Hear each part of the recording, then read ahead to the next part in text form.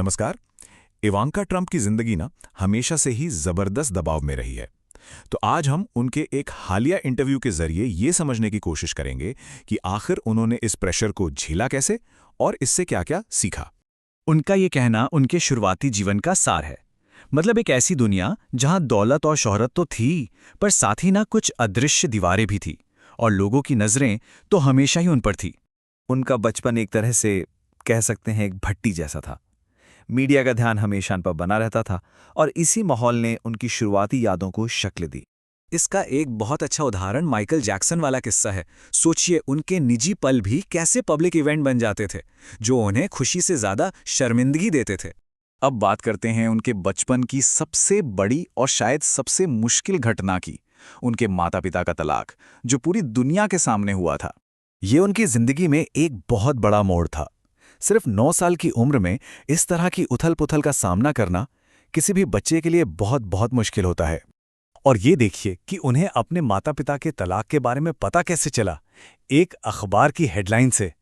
वो जो बीच से फटी हुई तस्वीर की याद है ना, वो आज भी उनके जहन में एकदम ताज़ा है।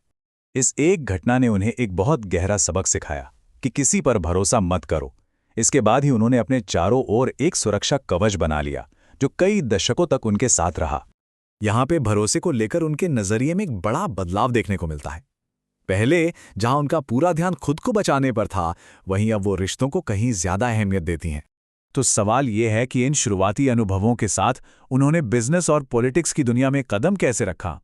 आइए देखते हैं कि उन्होंने वहां के प्रेशर का सामना करने के लिए क्या किया। उन्होंने एक बात सीखी कि जब लोग आपको कम आंकते हैं ना, तो ये कोई कमजोरी नहीं बल्कि एक ताकत बन सकती है। और इसी सोच को उन्होंने रियल एस्टेट से लेकर अपने हर काम में इस्तेमाल किया।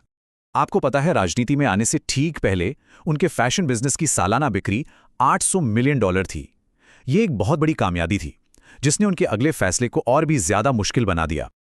और यही सवाल सबके मन में आता है ना, कि कोई इतनी बड़ी, इतनी सक्सेसफुल चीज आखिर छोड़ेगा क्यों?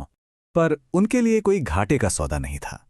वो मानती थीं कि ये देश की सेवा करने का एक मौका था, एक ऐसा बुलावा जिसे वो नजरअंदाज नहीं कर सकती थीं।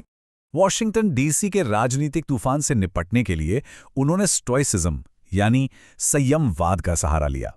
मार्कस ऑरेलियस जैसे दार्शनिकों के विचारों ने उन्हें अपनी भावनाओं पर काबू रखना सिखाया।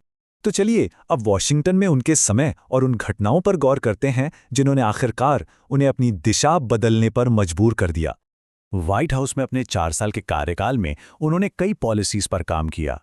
इनमें से कुछ थीं बच्चों के लिए टैक्स क्रेडिट दोगुना करना और ह्यूमन ट्रैफिकिंग के खिलाफ कानून पास करवाना।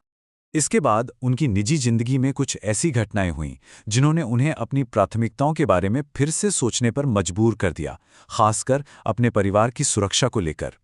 उनका ये कहना राजनीति से दूर जाने के उनके फैसले की वजह को साफ कर देता है।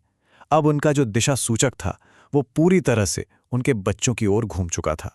और अंत में चलिए उस एक कहानी को समझते हैं जो असल में बताती है कि वो मुश्किलों और आलोचनाओं का सामना करती कैसे हैं।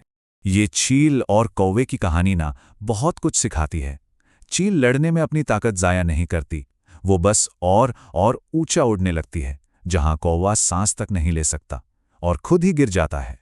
तो बस इसी सवाल के साथ ये चर्चा खत्म करते हैं कि जब भी कोई हमला हो तो क्या हो अगर सबसे अच्छी प्रतिक्रिया लड़ना हो ही ना, बल्कि बस ऊपर उठना हो।